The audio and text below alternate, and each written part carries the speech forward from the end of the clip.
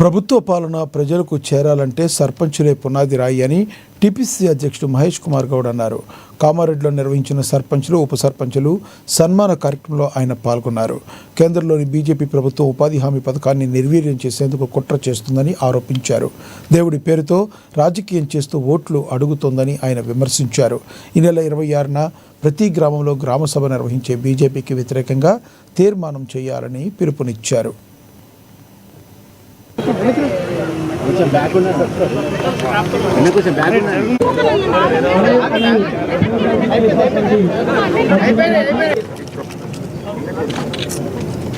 ప్రయత్నం బీజేపీ చేస్తూ ఉంది. నెహ్రూ లేకుండా ఈ దేశం వెళ్ళే పరిస్థితి లేదు. యావత్ ప్రపంచం గర్వితంగాటువంటి దూరదృష్టినటువంటి నాయకుడు పండిట్ జవహర్లాల్ నెహ్రూ గారు.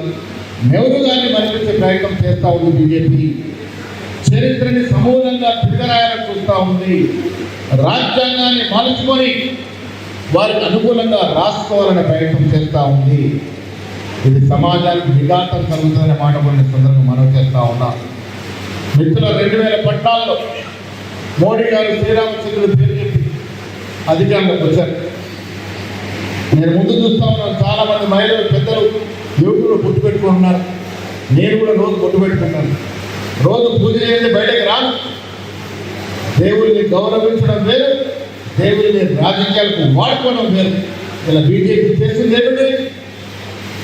12 సంవత్సరాలు పాలించిన తర్వాత నేను ఈ పేద మహిళకి కార్యక్రమం చేశాను. ఈ పేద యువకులకు ఉద్యోగం ఇచ్చాను. ఈ గుడిసెలు ఉండే నాయకులు పలానా కార్యక్రమం చేశారని ఓటు అడిగే ధైర్యము, స్థైర్యము లేదు. ఇవాళ కూడా శ్రీరామచంద్రుడి పేరు మీద ఓట్లు అడుగుతా ఉన్నాను. నేను హైదరాబాద్లో ప్రశ్నించాను. కొన్ని వేల ఏళ్ళ